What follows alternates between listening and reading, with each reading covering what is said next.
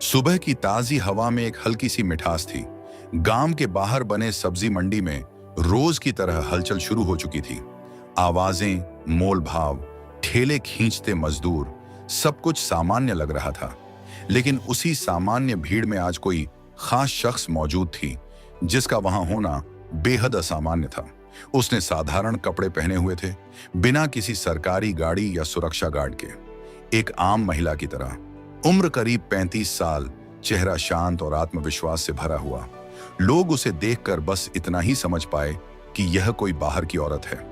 लेकिन कोई नहीं जानता था कि वह इस जिले की डीएम आर्या राठौर है। डीएम आर्या राठौर सीधे एक ठेले के पास रुकती है जहां एक करीब 32 साल की महिला सब्जी बेच रही थी। महिला की मांग में सिंदूर, माथे पर हल्का पसीना और आवाज में मेहनत की थकावट थी। आर्या ने मुस्कुराकर पूछा, बहन, टमाटर क्या भाव दिए हैं? महिला ने नजर उठाई और बोली, आज टमाटर 20 रुपए किलो है बहन, आपको कितना चाहिए? तभी एक नन्हा बच्चा जो स्कूल यूनिफॉर्म में था दौड़ता हुआ आता है और उस ठेले वाली औरत से कहता है, मम्मा, मुझे स्कूल छोड़ दो ना, देर हो रही है। अगर लेट हो गया तो टीचर मुझे डांटेंगे। महिला ने सब्जी का तराजू किनारे रखा और बच्चे से प्यार से बोली, बेटा, थोड़ी देर ठहर जा, पहले इस दीदी को सब्जी दे दूं, फिर चलते हैं। बच्चा जिद करता रहा, नहीं मम्मा, अभी चलो ना, प्लीज। डीएम आर्या राठौर यह सब देख रही थी। यह सब देखकर उनका दिल पिघल गया। वो बोली, बहन, आप एक काम करिए, आप अपने बच्चे को स्कूल छोड़ आइए, तब तक मैं आपके ठेले पर खड़ी हो जाती हूं। ठेले वाली महिला ने संकोच करते हुए कहा, अरे नहीं बहन, आप क्यों तकलीफ लेंगी? लेकिन आर्या के भरोसे से भरे शब्दों ने उसे मना लिया। वो बोली, ठीक है बहन, मैं इसे स्कूल छोड़कर जल्दी वापस आती हूं। और वो बच्चे को लेकर चली गई। जिला कलेक्टर आर्या राठौर ठेले पर खड़ी हो जाती है और अपने चारों तरफ के माहौल को गौर से देखने लगती है। कुछ देर बाद एक बाइक सब्जी मंडी में आती है। बाइक पर बैठा व्यक्ति इंस्पेक्टर रंजीत यादव था। उम्र लगभग 40 साल, अपनी वर्दी के घमंड से भरा हुआ। इंस्पेक्टर रंजीत यादव सीधा डीएम आर्या के ठेले के पास रुकता है और तेज आवाज में बोलता है, तू कब से यहां सब्जियां बेचने लगी? यहां तो एक दूसरी औरत सब्जी बेचा करती थी, वो कहां गई? आर्या इंस्पेक्टर से बोलती है, वो अपने बच्चे को स्कूल छोड़ने गई है। और तभी वह सब्जी बेचने वाली औरत वापस लौट आती है। इंस्पेक्टर को देखकर उसके चेहरे पर घबराहट छा गई। वो सिर झुकाकर बोली, आज क्या चाहिए आपको इंस्पेक्टर साहब? जो भी मन हो ले लीजिए। इंस्पेक्टर ने हुक्म देते हुए कहा, 1 किलो टमाटर दे, 2 किलो भिंडी और 1 किलो गोभी भी देना। औरत ने बिना कोई सवाल किए जल्दी जल्दी सब्जियां तौल दी। इंस्पेक्टर बिना एक भी पैसा दिए अपनी मोटरसाइकिल पर बैठा और वहां से चलता बना। यह सब देखकर आर्या राठौर हैरान रह गई। फिर उसने सब्जी वाली से पूछा, बहन, उस इंस्पेक्टर ने सब्जियों के पैसे क्यों नहीं दिए और आपने उससे कुछ कहा क्यों नहीं? औरत की आंखों में गहरी मजबूरी साफ झलक रही थी। उसने दर्द भरी आवाज में कहा, बहन, क्या कहूं, यह इंस्पेक्टर रोज ऐसे ही फ्री में सब्जियां ले जाता है। जब मना करती हूं तो मुझे डराता है, धमकाता है, कहता है मुझसे पैसे मांगेगी तू? तेरी इतनी हिम्मत, अभी तेरे ठेले को उठवा दूंगा और किसी नाले में फेंकवा दूंगा, फिर देखूंगा तुझे कैसे ठेला लगाएगी तू। बहन, मुझे सच में डर लगता है, अगर ठेला चला गया तो घर कैसे चलेगा, मेरे बच्चे क्या खाएंगे और स्कूल कैसे जाएंगे? इसलिए चुपचाप फ्री में उसे सब्जियां दे देती हूं।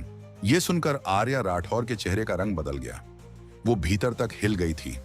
उन्हें यकीन नहीं हो रहा था कि जो लोग कानून के रक्षक हैं वो ही अब कानून के भक्षक बन चुके हैं।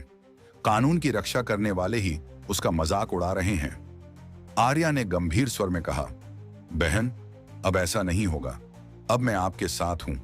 आपको इंसाफ दिलाना मेरा फर्ज है। एक काम कीजिए, मेरा नंबर ले लीजिए। कल जब आप सब्जी का ठेला लगाएंगी, आप मुझे कॉल करना, मैं आ जाऊंगी। और कल आप नहीं बल्कि मैं ठेले पर रहूंगी। मैं खुद देखूंगी कि वह इंस्पेक्टर पैसे देता है या नहीं, और अगर नहीं देता तो मैं उसके खिलाफ कानूनी कार्यवाही करूंगी। उसे कानून की असली ताकत दिखाकर रहूंगी। सब्जी वाली औरत की आंखों में थोड़ी उम्मीद जगी।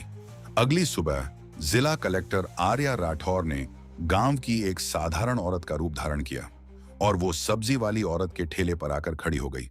ठेले पर ढेर सारी सब्जियां तरीके से सजाई गई थीं। आलू, टमाटर, मिर्च, भिंडी, गोभी, गाजर, सब कुछ। आर्या ने चारों ओर देखा। माहौल सामान्य लग रहा था। कुछ ही देर बीती थी कि वही इंस्पेक्टर रंजीत यादव अपनी मोटरसाइकिल पर वहां आ जाता है। उसने बाइक सीधे ठेले के पास रोक दी और घूरते हुए बोला, क्या बात है, आज फिर तुम यहीं?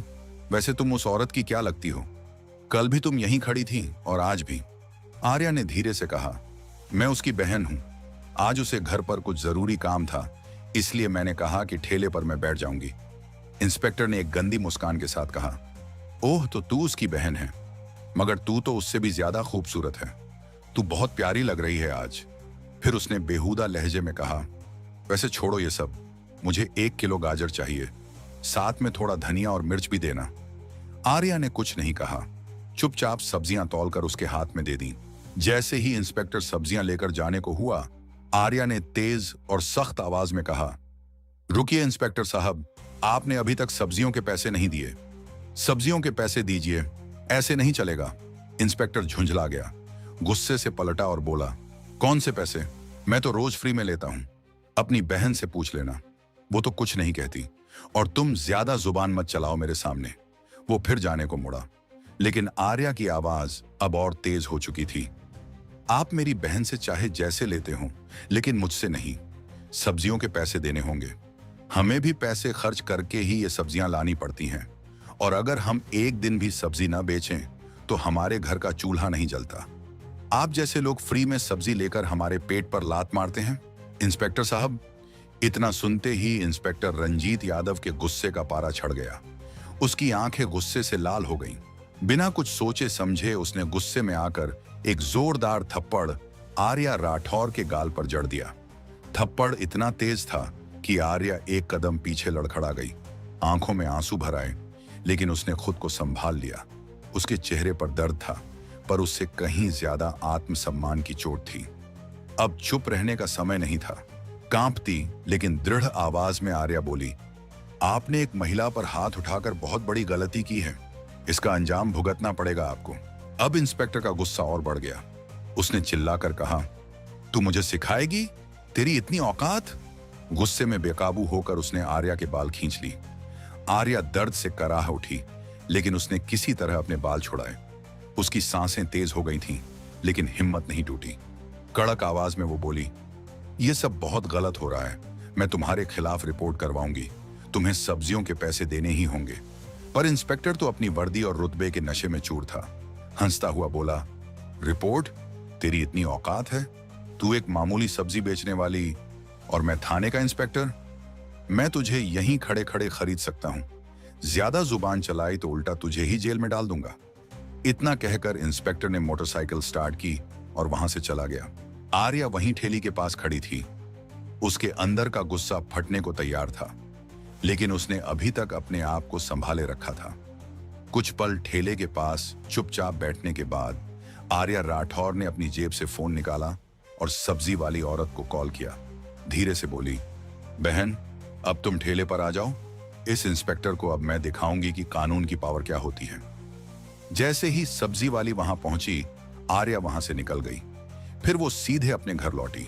साधारण साड़ी उतारकर अब उसने दूसरे कपड़े पहन लिए थे। चेहरे से थकान तो झलक रही थी, लेकिन आंखों में इंसाफ की आग जल रही थी। दोस्तों, इस कहानी को आधे में छोड़कर मत जाइएगा, क्योंकि अब आगे इस कहानी का क्लाइमैक्स आने वाला है, जो बहुत ही रोचक है। इसलिए कहानी में लास्ट तक जरूर बने रहिएगा। अब आर्या राठौर किसी डीएम की तरह नहीं, बल्कि एक आम महिला की तरह थाने पहुंची, जिसकी पहचान किसी को नहीं थी। थाने के अंदर कदम रखते ही उसने देखा, इंस्पेक्टर रंजीत यादव वहां नहीं था। सिर्फ एक हवलदार डेस्क पर बैठा चाय पी रहा था। आर्या उसके पास पहुंची और सीधी बात कही, मुझे रिपोर्ट दर्ज करानी है। इंस्पेक्टर रंजीत यादव कहाँ हैं और एसएचओ साहब से मिलना है। हवलदार ने जवाब दिया, इंस्पेक्टर साहब कुछ काम से घर गए हैं और एसएचओ साहब फील्ड विजिट पर निकले हैं। आप चाहें तो कुछ देर बैठ जाइए, वह थोड़ी देर में आने वाले होंगे। आर्या चुपचाप एक कोने में पड़ी बेंच पर बैठ गई। वो अब भी अपनी असली पहचान छुपाई हुई थी। भीतर आग धधक रही थी, लेकिन चेहरा शांत था। कुछ ही देर में थाने के अंदर एसएचओ अरविंद पाठक आ जाता है। जैसे ही उसकी नजर सामने बेंच पर बैठी महिला पर पड़ी, उसने महिला को बुलाया। उसने सवालिया लहजे में कहा, तुम कौन हो और यहां क्यों आई हो? आर्या ने उसी शांत स्वर में जवाब दिया, साहब, मुझे रिपोर्ट दर्ज करवानी है। अरविंद पाठक ने कहा, अच्छा, मेरे केबिन में चलो। केबिन में पहुंचने के बाद अरविंद पाठक ने कहा, तो आपको रिपोर्ट लिखवानी है, लेकिन रिपोर्ट लिखवाने से पहले आपको खर्चा पानी देना होगा। यहां रिपोर्ट दर्ज कराने के 5,000 रुपए लगते हैं। लाए हो तो निकालो फटाफट, फिर लिखवाते हैं तुम्हारी शिकायत। आर्या का चेहरा सख्त हो गया, गंभीर स्वर में बोली, किस बात का पैसा? रिपोर्ट लिखवाने के लिए तो कोई पैसा नहीं लगता। ये तो आप सरासर रिश्वत मांग रहे हैं। एसएचओ अरविंद पाठक ने कहा, अरे तुम्हें किसने कहा कि सब कुछ मुफ्त होता है? यहां जो भी आता है खुद अपनी मर्जी से पैसे देकर जाता है, और अगर नहीं देगा तो उसकी रिपोर्ट भी नहीं लिखी जाएगी। अब आगे तुम्हारी मर्जी है, रिपोर्ट लिखवानी है तो पैसे तो देने ही पड़ेंगे। आर्या ने गहरी सांस ली, फिर बिना कुछ कहे जेब से 5,000 निकालकर एसएचओ के सामने रख दिए और बोली, लीजिए, अब रिपोर्ट लिखिए। पैसे लेते ही एसएचओ ने पूछा, बताओ किसके खिलाफ रिपोर्ट करनी है? आर्या का चेहरा अब सख्त था। उसने साफ लहजे में कहा, इंस्पेक्टर रंजीत यादव के खिलाफ। उन्होंने एक सब्जी बेचने वाली महिला से बदतमीजी की। उसके ठेले से रोज बिना पैसे दिए सब्जियां उठाकर ले जाते हैं, और जब वह औरत पैसे मांगती है तो उसे ठेला हटवाने की धमकी देते हैं। और जब मैंने इसका विरोध किया तो उसने मुझ पर हाथ उठाया। मैं इस पर सख्त कानूनी कार्रवाई चाहती हूं। एसएचओ अरविंद पाठक का चेहरा एकदम पीला पड़ गया। उसके होंठ सूख गए, आंखों में घबराहट सी ही गई। उसने अटकते हुए बोला, वाह, वो तो हमारे थाने के सीनियर इंस्पेक्टर हैं, और वैसे भी अगर कोई फ्री में सामान दे दे तो उसमें गलत क्या है? हम पुलिस वाले हैं, थोड़ा बहुत तो चलता है। आर्या अब सब समझ चुकी थी। यह सिस्टम भीतर से ही सड़ चुका है। यह वर्दी अब सुरक्षा की नहीं, बल्कि गरीब मजबूर लोगों को परेशान करने का औजार बन चुकी थी। उसने कुछ नहीं कहा, बस चुपचाप थाने से बाहर निकल गई। लेकिन उसकी आंखों में अब एक अलग चमक थी, जैसे कोई तूफान आने वाले हैं। अगले दिन सुबह डीएम आर्या राठौर अपने असली रूप में आ चुकी थी। एक हल्के गुलाबी रंग की साड़ी पहने गवर्नमेंट व्हीकल से सीधे उसी थाने में जाने के लिए निकल पड़ी। उनके साथ उनका सरकारी काफिला और उनके सुरक्षाकर्मी भी थे। जैसे ही DM Arya Rathore police station पहुंची, अंदर खलबली मच गई। जो स्टाफ उन्हें कल तक एक आम औरत समझ रहा था, आज उन्हें देख पहचान ही नहीं पाया। थाने के मुख्य हॉल में प्रवेश करते ही आर्या की पैनी नजरें सीधे इंस्पेक्टर रंजीत यादव और एसएचओ अरविंद पाठक पर पड़ी। दोनों वहीं खड़े थे जो कल तक वर्दी के नशे में चूर थे, लेकिन आज उनके चेहरे पर हवाइयां उड़ने लगी थीं। रंजीत घबराकर बोला, मैडम, आप कौन हैं? शो अरविंद पाठक ने भी कहा, आप तो कल भी आई थी ना रिपोर्ट लिखवाने। आर्या की आंखों में अब अधिकारी की गरिमा और संकल्प की चमक थी। उन्होंने ठहरे हुए स्वर में कहा, मैं हूं इस जिले की डीएम आर्या राठौर, और अब मुझे सब कुछ पता चल चुका है। किस तरह तुम दोनों मिलकर गरीबों को डराते हो, रिश्वत मांगते हो और अपनी वर्दी की आड़ में अत्याचार करते हो। दोनों अधिकारियों के चेहरे से रंग उड़ गया। घबराकर अरविंद पाठक बोला, मैडम, अगर आप सच में डीएम हैं तो कृपया हमें अपना सरकारी आईडी दिखाइए। आर्या ने शांति से अपने बैग से सरकारी आईडी निकाला और दोनों के सामने रख दिया। आईडी देखकर दोनों के हाथ कांपने लगे। अरविंद ने तुरंत हाथ जोड़ लिए। माफ कीजिए मैडम, हमसे बहुत बड़ी गलती हो गई। हमें नहीं पता था कि आप डीएम हैं। इंस्पेक्टर रंजीत यादव भी शर्म से सिर झुकाए खड़ा था। मैडम जी, हमें माफ कर दीजिए, हमसे बहुत बड़ी गलती हो गई। आगे से ऐसा कभी नहीं होगा। लेकिन आर्या अब पूरी सख्ती में थी। उन्होंने ठोस स्वर में कहा, गलती नहीं, यह अपराध है, और अब तुम दोनों को इसकी सजा जरूर मिलेगी। आज से, अभी से तुम दोनों को सस्पेंड किया जाता है और एक विभागीय जांच का आदेश भी दिया जा रहा है। इस थाने में अब ना ही गरीबों का शोषण होगा और ना ही वर्दी की आड़ में कोई अत्याचार। उन्होंने वहां खड़े उच्च अधिकारियों को आदेश दिया, इन दोनों को तुरंत प्रभाव से निलंबित कर दिया जाए, और इसकी रिपोर्ट मुझे आज शाम तक चाहिए। थाना अब सन्नाटे में डूब गया। आज वहां पहली बार इंसाफ की गूंज सुनाई दी थी। डीएम आर्या राठौर ने एक लंबी सांस ली। उनका चेहरा अब कठोर था लेकिन आंखों में हल्का सा दर्द और जिम्मेदारी की झलक थी। उन्होंने दोनों अधिकारियों की ओर देखा और गंभीर स्वर में बोली, तुम दोनों माफी के लायक नहीं हो। तुम दोनों ने जो किया वो सिर्फ एक जिम्मेदार अधिकारी नहीं बल्कि एक अपराधी करता है। अगर मैं आज तुम्हें माफ कर दूंगी तो शायद कल तुम फिर किसी गरीब की आवाज दबाओगे, फिर किसी मजबूर आदमी पर जुल्म करोगे। इतना कहकर डीएम आर्या राठौर वहां से जाने लगी। तभी पीछे से दोनों अधिकारी, इंस्पेक्टर रंजीत यादव और एसएचओ अरविंद पाठक, जमीन पर घुटनों के बल गिर गए। उनके चेहरे पर शर्म, पछतावा और भय का मेल साफ झलक रहा था। मैडम, आप बिल्कुल सही कह रही हैं। अरविंद पाठक की आवाज कांप रही थी। हम सच में माफी के लायक नहीं हैं, लेकिन बस एक मौका दीजिए। हम सब कुछ बदल देंगे, गरीबों को इज्जत देंगे, रिश्वत नहीं लेंगे और कानून का सच में पालन करेंगे। रंजीत यादव भी सिर झुकाकर बोला, हमें माफ कर दीजिए मैडम। अगर हमसे आगे गलती हुई तो आप हमें सस्पेंड मत कीजिएगा, बल्कि हमें सीधे जेल भेज दीजिएगा। आर्या कुछ पल चुप रहीं। उनकी आंखें इन दो अफसरों के चेहरे पर टिकी थीं। कहीं ना कहीं डीएम आर्या को उनके चेहरे पर पछतावे की झलक दिखाई दी। उन्होंने गहरी सांस लेते हुए कहा, ठीक है, मैं तुम्हें एक आखिरी मौका देती हूं, लेकिन याद रखना, ये मेरी तरफ से पहली और आखिरी चेतावनी है। अगर एक बार भी किसी गरीब की आवाज मुंह तक पहुंची, अगर फिर किसी ने कहा कि इस थाने में अन्याय हुआ है, तो अगली बार माफी नहीं मिलेगी, सीधे जेल होगी। दोनों अफसर सिर झुकाए खड़े रहे। उनके चेहरे पर आत्मग्लानि थी और शायद भीतर से कुछ बदल चुका था। जाते जाते आर्या ने पूरे थाने पर एक नजर डाली। वहां मौजूद हर पुलिसकर्मी उनकी बात सुन रहा था। फिर उन्होंने दृढ़ स्वर में कहा, पुलिस की वर्दी लोगों को डराने के लिए नहीं, बल्कि उनकी सुरक्षा के लिए होती है, उन्हें भरोसा देने के लिए होती है। जब तक वर्दी पहनने वाले खुद इज्जत देना नहीं सीखेंगे, तब तक ये वर्दी भी इज्जत के काबिल नहीं मानी जाएगी। इसके बाद डीएम आर्या राठौर थाने से बाहर निकल गईं। पीछे सिर्फ सन्नाटा रह गया, लेकिन वो खामोशी किसी डर की नहीं, आत्मविश्लेषण की थी। उस दिन के बाद थाना जैसे सच में बदल गया। अब कोई रिश्वत नहीं मांगता था, हर फरियादी को बराबरी से सुना जाता था। गरीबों की एफआईआर बिना पैसे के दर्ज होती थी।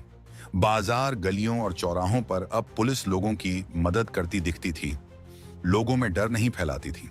वही सब्जी वाली औरत जो कभी सहमी हुई रहती थी, अब अपने ठेले पर मुस्कुराकर खड़ी होती थी, क्योंकि उसे अब किसी से डरने की जरूरत नहीं थी। इस कहानी से हमें यह सीख मिलती है कि पद और रुतबा सिर्फ दिखावे की चीज नहीं, बल्कि एक बड़ी जिम्मेदारी होती है। जब कोई अधिकारी अपने ओहदे का इस्तेमाल गरीबों और मजबूरों की मदद के लिए करता है, तभी समाज में असली बदलाव आता है। अन्याय के खिलाफ खड़े होना कभी आसान नहीं होता, लेकिन एक सच्चा लीडर वही होता है जो डर के आगे हिम्मत दिखाए। और सबसे जरूरी बात, वर्दी का डर नहीं, भरोसा होना चाहिए लोगों के दिलों में।